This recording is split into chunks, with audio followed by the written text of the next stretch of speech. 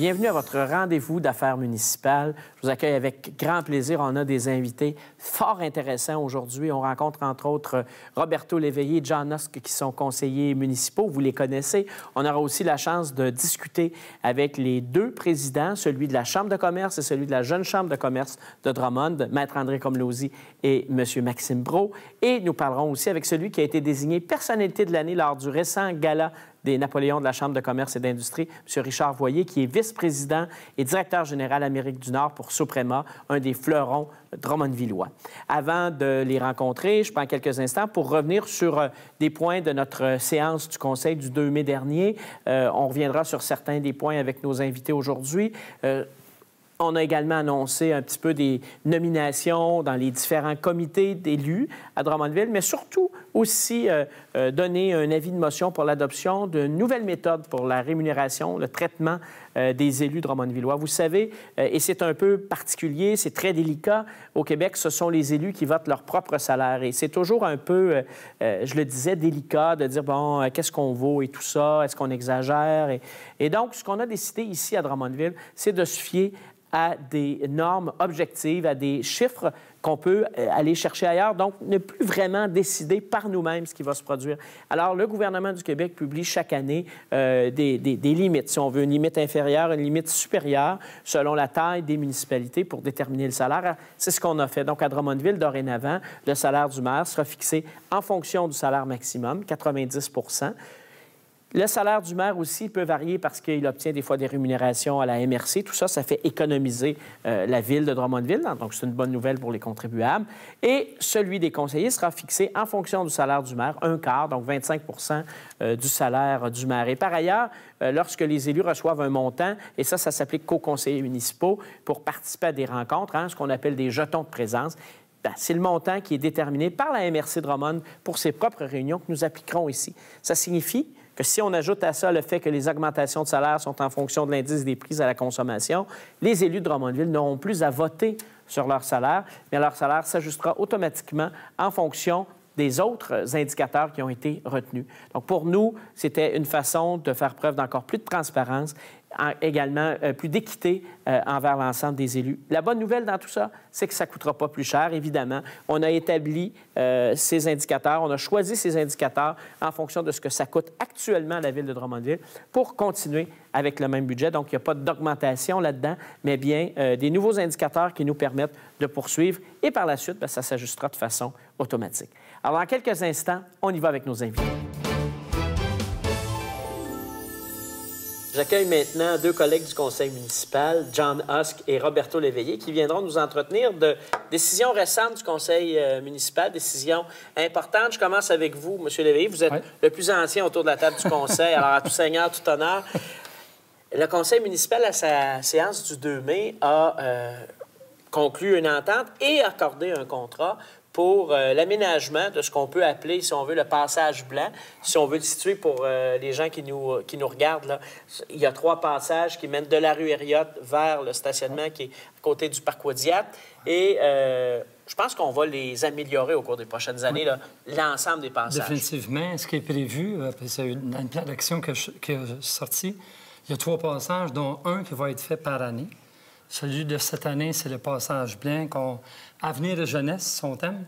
Puis, en fait, ce qu'on voulait, on voulait, les gens, ce qu'ils voulaient avoir, c'est un milieu plus sécuritaire, plus convivial, vivre une expérience centre-ville agréable. Exemple, mieux éclairé, pour passer du stationnement au... Définitivement. Parfait. Et là, vous dites Avenir et jeunesse, le thème du premier thème passage. De ce premier passage, c'est Avenir de jeunesse. D'ailleurs, ce qu'on va y retrouver, on fait le pavé, on va remettre de la verdure, il va y avoir des bancs pour pouvoir animer ces passages-là. Puis il va y avoir un concours, quand on dit Avenir et jeunesse, il va y avoir un concours pour les jeunes, parce qu'on va avoir 12 boîtiers pour pouvoir mettre des photos, des cartes à l'intérieur de ça. Et ça se fait quand, ces travaux-là? Les travaux, ça va se faire, on commence d'ici 2-3 semaines, et la date prévue, on aimerait bien que ça soit prêt pour le Mondial des cultures. Normalement, quand on dit on aimerait bien la ville de Drummondville, ça arrive. Ça arrive. Alors, c'est des investissements importants, là. C'est un investissement de combien? C'est un investissement. On avait mis 200 000 par année au budget. On a rentré dans notre cadre 382 000 comme investissement.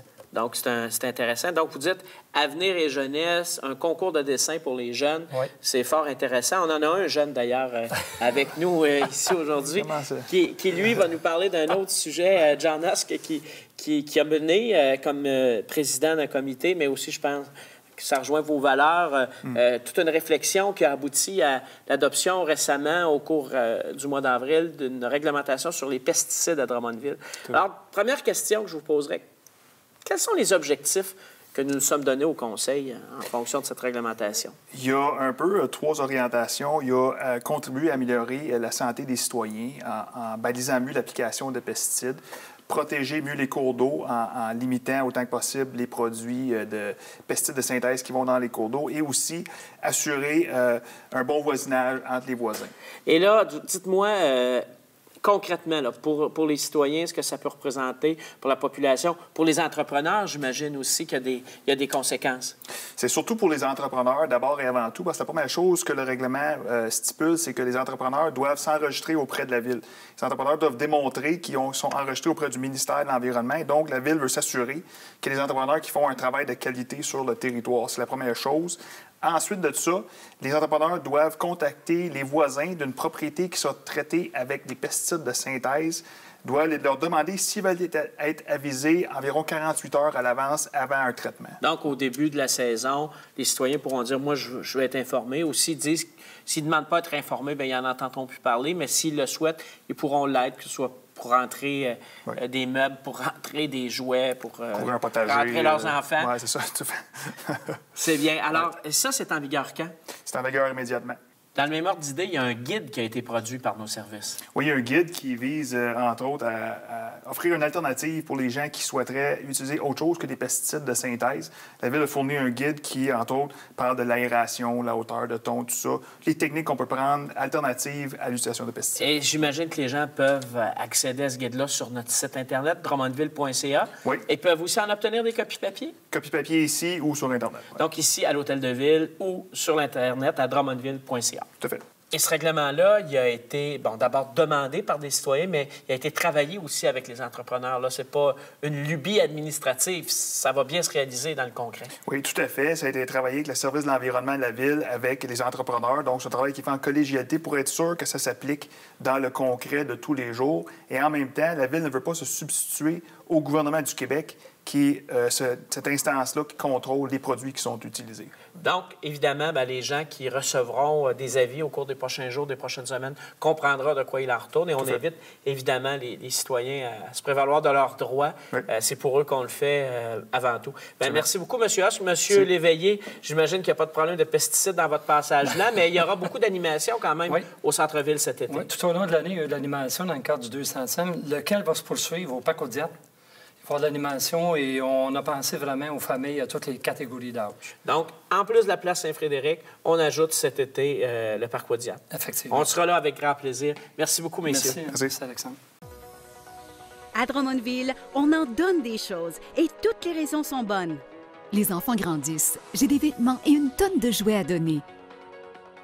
On déménage, alors on se départit de plusieurs objets. J'ai fait du ménage au bureau et j'ai des objets à donner. Avec le nouveau site Web, c'est gratuit, simple et facile. On prend une photo de l'objet à donner et on l'affiche en ligne dans la section Info matières résiduelles. On clique sur Info matières résiduelles, donner un objet et annoncer. Jusqu'au 30 septembre 2016, il y aura un tirage chaque mois parmi tous les donateurs pour gagner des surprises. Faites partie du mouvement?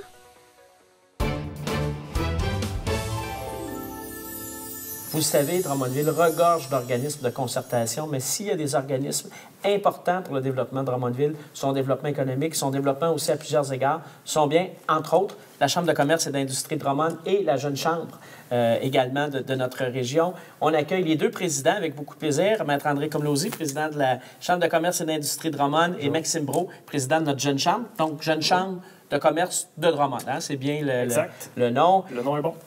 Première curiosité, pour être jeune, il faut avoir quel âge? En fait, il n'y a pas d'âge comme tel pour être jeune. La seule distinction qu'on va faire à ce niveau-là, c'est pour voter, il faut avoir moins de 40 ans, tout simplement. Donc ça, c'est... Sinon, si on est jeune de cœur... Parce que pour moi, la jeunesse, là, ça augmente d'une année à chaque année et ça suit mon âge depuis toujours. Alors, écoutez, je veux qu'on parle ensemble de vos organismes aujourd'hui, leur mission. Vous achevez, en toutes fins utiles, là, une question de semaine, vos mandats à la présidence. Ça a été des mandats importants. Vous êtes 2 personnes fortement impliquées dans notre milieu qui contribuent au développement de Drummondville. Alors, peut-être, Maître Komlosy, parlez-nous de la Chambre de commerce et d'industrie de Drummond. C'est combien de membres? Quelle est votre mission? Bien, premièrement, la Chambre, vous savez, elle existe depuis 114 ans, très associée à l'histoire de la ville de Drummondville. Et actuellement, nous avons plus de 650 entreprises membres, 1200 quelques personnes membres comme tels. Notre mission est avant tout un organisme de concertation au niveau de la promotion du développement économique de Drummondville.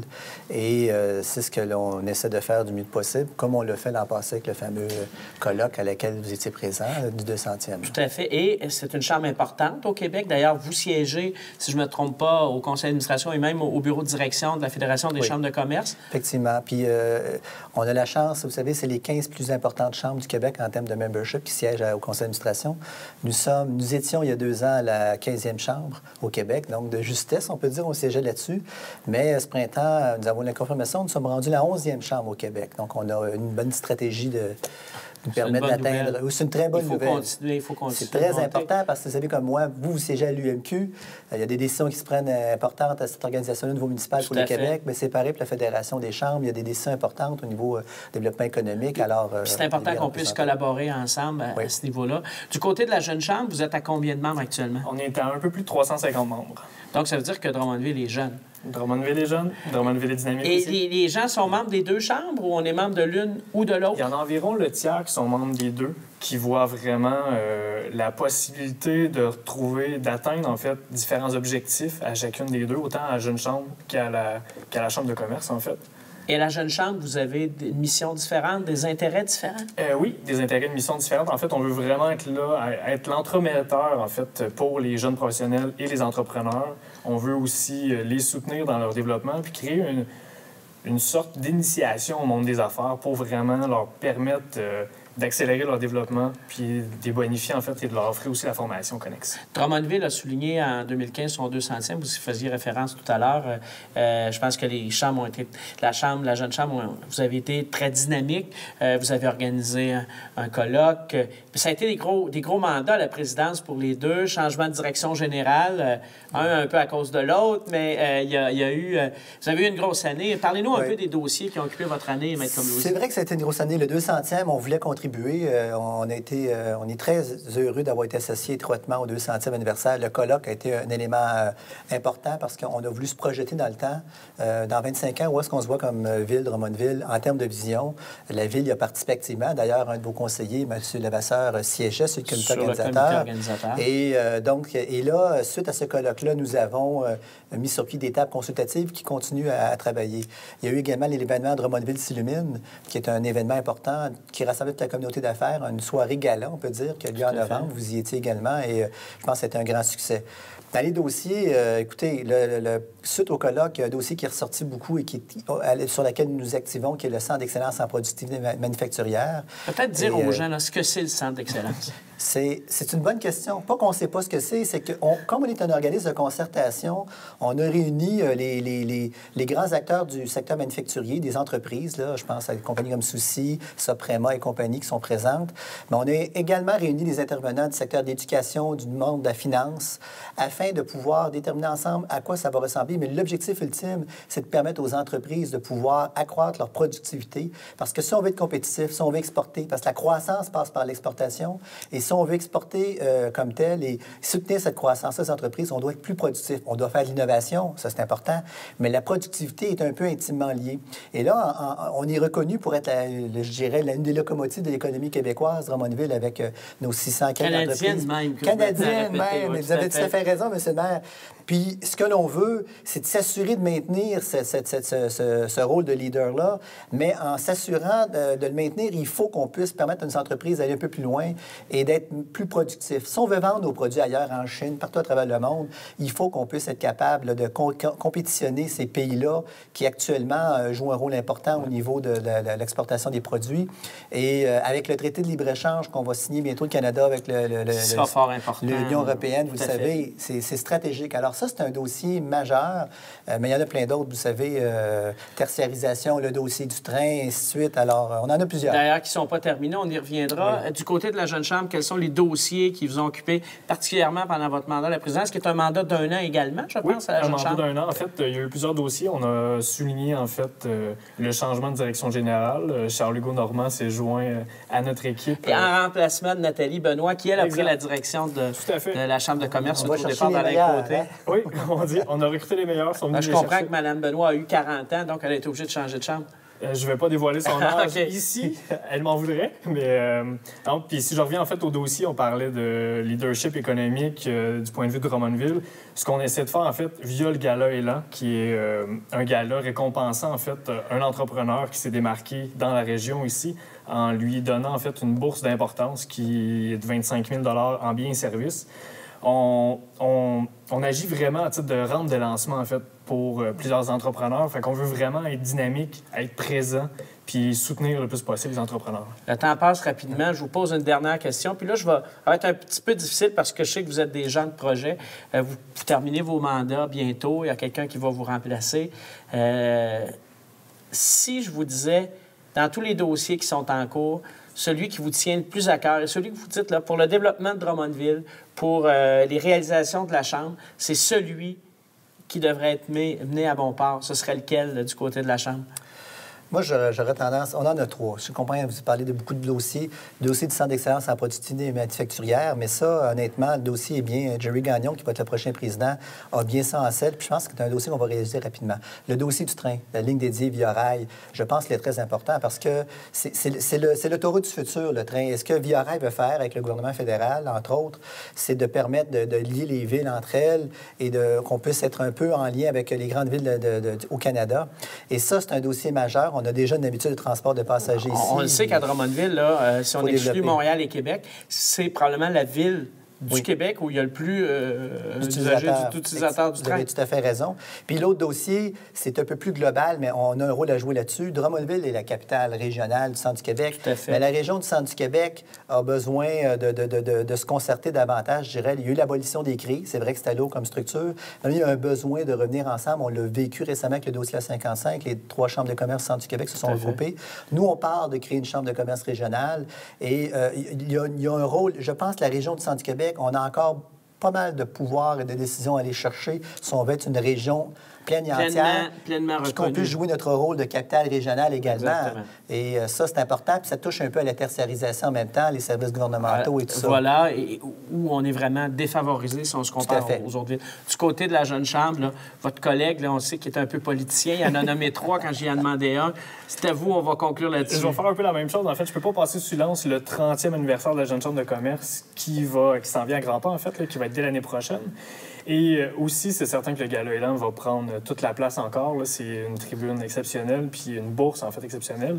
Mais mon petit mandat, en fait, qui s'en vient, que je ne vais pas laisser tomber du jour au lendemain, c'est le fait qu'on est en pleine planification stratégique. Je veux vraiment qu'on la pousse pour assurer la pérennité de la Jeune Chambre, assurer l'innovation constante, puis le dynamisme aussi. Écoutez, je vous remercie beaucoup, mais je veux surtout vous dire merci pour le rayonnement que vous avez donné à vos organismes, pour votre implication dans le développement économique de Drummondville, pas seulement dans votre année de présidence, parce qu'on sait que dans ces organisations-là, à un moment donné, on gravit les échelons. Vous êtes impliqué depuis plusieurs années. Je vous en remercie sincèrement. Merci également à Maître Comosy, qui avait été impliqué comme vice-président des fêtes du 200e. Oui. Il y a eu des liens intéressants entre la Chambre et le 200e et tout ça. Donc, merci beaucoup, messieurs, et bravo pour le Gala des Napoléons qu'on a eu le week-end dernier. Et merci à la Ville de nous appuyer également, parce qu'il n'y a pas beaucoup de villes qui appuient les chambres de commerce comme la Ville de Drummondville le fait. Vraiment, c'est pratiquement unique, je dirais. Et ça, c'est très apprécié. On travaille beaucoup ensemble. On va continuer de le faire parce qu'on y croit beaucoup. Merci beaucoup, messieurs. Merci beaucoup. C'est avec grand plaisir que j'ai accepté d'être président d'honneur de Opus Jeunes Virtuoses. La ville de Drummondville, pour la 7e année, tient ce concert extraordinaire. Je vous invite, jeunes musiciens classiques, jeunes chanteurs lyriques aussi. Si vous avez une formation, si vous êtes en formation, vous devez vous inscrire pour être des nôtres pour ce grand concert qui aura lieu le 25 septembre. Vous avez jusqu'au 20 mai. Je vous le dis, là, je vous le redis, 20 mai pour venir vous inscrire. C'est facile, drummondville.ca. Vous vous inscrivez, il y aura des auditions et après, un grand concert où je serai là, mais je ne serai pas seul. Il y aura plein de monde pour vous écouter et surtout vous applaudir. C'est un rendez-vous, là. Ne manquez pas ça. J'ai-tu dit 20 mai, jusqu'au 20 mai pour le 25 septembre.